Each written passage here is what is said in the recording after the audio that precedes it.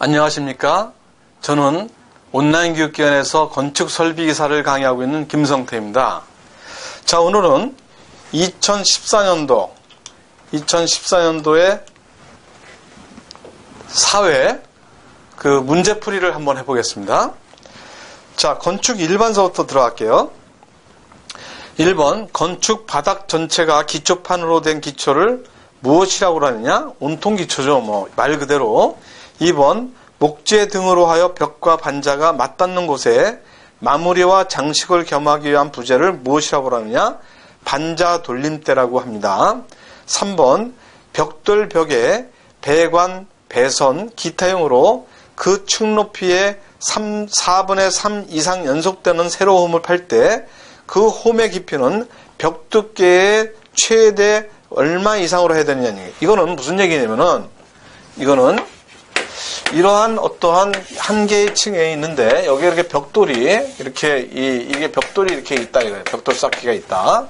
근데 여기에 4분의 3, 여기에 만약에 4m라고 했을 때, 한 4분의 3 이상, 여기에 만약에 4m라고 했을 때, 이게 L이라고 했을 때, 4분의 3L 이상의 그 부분을 카팅을 할 때, 여기 카팅을 해서 이 부분에 배관이나 전기선이나 이런 거를 할 때 이걸 카팅을 해서 이걸 매립을 시켜야 되는데, 이거를 이렇게 카팅을 할 때 이 벽돌의 강도 때문에 이걸 갖다 우리가 D라고 했을 때 얼마까지 우리가 깊이를 팔 수가 있느냐는 얘기예요. 이거는 3분의 1입니다. 이 벽 두께 3분의 1 D만큼을 D 이하로 팔아, 그런 얘기입니다. 4번, 철골, 철근, 콘크리트 조에 대한 설명으로 맞지 않는 것은 했어요. 철근, 콘크리트 구조보다 건물의 중량을 크게 감소시킬 수 있다? 아니죠. 5번, 각종 비즈니스 여행자를 위한 호텔로 편리성과 능률성이 중요한 요소가 되고, 도시 중심에 위치한 시티 호텔은 커머셜 호텔입니다. 6번, 상점의 판매 형식 중 대면 판매의 특징에 대한 설명으로 맞는 것은 이에요. 판매원이 정위치를 정하기가 용이하죠. 그죠? 예. 7번, 실내에 있는 사람이 느끼는 온열 감각에 영향을 미치는 물리적 열 환경 요소를 조합한 것으로 맞는 것을 했습니다. 온도, 습도, 기류, 복사열이죠. 그죠? 이건 4개입니다. 그죠? 온도, 습도, 기류, 복사열. 예. 자, 8번. 음을 확산시키는 방법에 해당되지 않는 것은 무엇인가라고 했습니다. 평행 대칭벽을 설치한다? 아니죠. 그죠? 확산시키는 방법은 대칭벽을 설치하면 안 되죠. 자, 9번. 종합병원에서 클로즈드 시스템의 외래 진료부 계획에 대한 설명으로 맞지 않는 것은 했어요. 자, 내과 계통은 진료 검사에 시간을 요하므로 소진료실을 다수 설치하는 것보다 대진료실을 한 개 설치하는 것이 좋다. 자, 이거는 거꾸로 다 썼습니다. 거꾸로. 그래서 틀린 거죠. 10번. 점광원으로 가정할 수 있는 평균 구면 광도 2000 칸델라의 램프가 반지름 1.5m인 원형 탁자 중심 바로 위 2m의 위치에 설치되어 있다. 이 탁자 모서리 끝부분의 수평면 조도는 얼마인가? 256 룩스가 나옵니다. 11번, 목조 건축물을 내풍적으로 하는 데 있어서 가장 중요한 것은 가세를 유효하게 배치를 합니다. 12번, 단독주택의 이점을 최대한 살려 경계벽을 통해 주택 영역을 구분한 하우스는 타운하우스죠. 그죠? 타운하우스. 자, 13번입니다. 벽돌 쌓기에서 공간 쌓기를 하는 중요한 목적으로 맞는 것은 했어요. 공간 쌓기를 하는 것은 우리가 열 전달을 막는 거예요. 네, 열 전달을. 그래서 여기서는 방습이 되겠습니다. 14번. 주거 계획의 기본 목표인 가사노동의 경관과 관계가 먼 것은 했어요. 넓은 주거 공간을 확보해서 생활의 쾌적함을 추구한다? 쾌적함을 추구하는 것은 맞는데 가사노동은 많이 해야 되겠죠. 그죠? 자, 15번. 학교의 조명 계획에서 소요 조도값이 가장 낮은 부분은 계단입니다. 16번 학교 운영 방식에 관한 설명 중 U 플러스 V형과 V형의 중간이 되는 E형에 해당되는 것은 학생의 이동이 비교적 많아 동선 및 수유물 처리를 충분히 고려한다.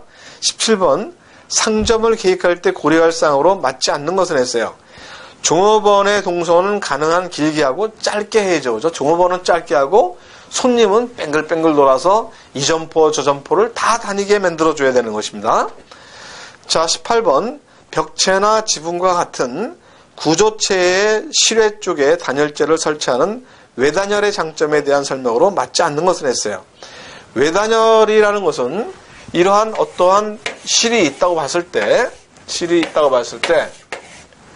여기에 외단열을 갖다 한다. 여기 외단열을 한다. 이렇게 외단열을 한다. 네. 외단열을 하는 것은 여기에 냉방이나 난방을 할 때 여기에 구조물까지를 데펴줘야 되는 그런 것이죠. 그죠? 여기까지 데펴줘야 돼요. 그래서 이 실이 난방이 된 다음에 식을 때는 천천히 식어요. 그죠? 그죠? 근데 내부에 보온이 돼 있다. 그러면은 어디에 중량물에 열이 저장이 되는 게 없어지죠. 그죠? 그렇기 때문에 바로 난방이나 냉방의 효과를 볼 수가 있고 바로 식습니다. 그죠? 예. 그거를 지금 얘기를 하는 거예요. 그래서 강당이나 집회장과 같이 간열 난방을 하는 곳에서는 단시간에 난방 효과를 얻을 수가 있다. 내단열이 그런 거죠. 내단열. 19번 주택 계획에 대한 설명으로 맞지 않는 것을 했어요. 복도 면적은 일반적으로 전체 면적의 20% 정도로 한다. 틀렸습니다. 20번 다음 용어의 단위로서 맞지 않는 것은 했어요. 열 관리율은 와트 퍼 제곱미터 켈빈입니다. 네, 여기서 세제곱미터로 해놨네요. 틀렸습니다. 네. 위생 설비에 대해서 보겠습니다. 위생 설비.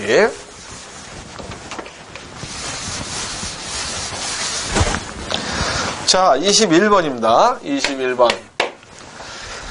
펌프의 회전수 변화에 따른 유량, 양정, 축동력, 소비 전력의 변화에 대한 내용 좀 맞는 것은 했어요. 자, 여기서 한번 볼까요?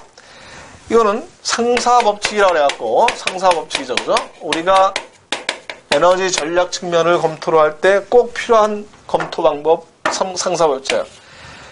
자, H1분의 H2, 아니죠. N1분의 N2, 회전수가 N1분의 N2는 Q1분의 Q2에 비례를 한다. 그 다음에 양정은 N1분의 N2에 자승에 비례를 하고, 그 다음에 동력은 N1분의 N2에 삼승에 비례를 한다. 그죠? 예. 이걸 다 아시잖아요. 그럼 여기서 회전수를 50% 줄이면 양정은 어떻게 되느냐? 회전수를 요거를 50%를 줄이면 양정은 어떻게 되느냐 이거죠? 자, 그러면은 H2는 H1 곱하기 N1분의 N2의 제곱 아닙니까? 그러면은 H1 곱하기 50%로 줄인대요. 0.5로 줄인대요. 예, 제곱입니다. 그럼 이건 어떻게 해요? 0.25의 H1이죠. 그러면은 요거는 양정은 25%, H1의 25%래요. 그러면 어떻게 돼요? 양정은 75%가 감소를 하는 거죠. 그죠? 그래서 회전수를 50% 줄이면은 양정은 75% 감소한다. 22번 양수펌프가 수면으로부터 2.5m 높은 지점에 설치되어 있다. 예, 22번 양수펌프가 여기에 탱크보다 몇 미터? 2.5m 높은 지점에 설치되어 있대요. 양수펌프가 수면으로부터 2.5m 높은 지점에 설치되어 있다.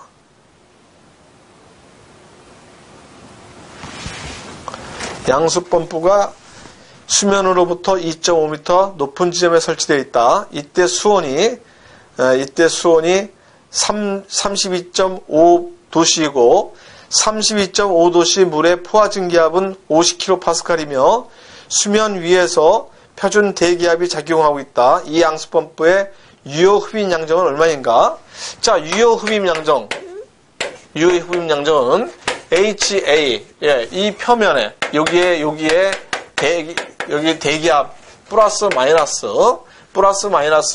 여기에 낙차, 그죠? 낙차를 얘기하는 거죠. HS 마이너스 HF는 뭡니까? 여기에 배관의 손실 수도, 예, 마이너스 HVP, 그죠? 이 수온에서의 포화 증기압 수도, 이렇게 해서 여기서 구하면 되죠, 그죠? 자, 여기서 구하면은 여기서 뭐라 그랬냐면은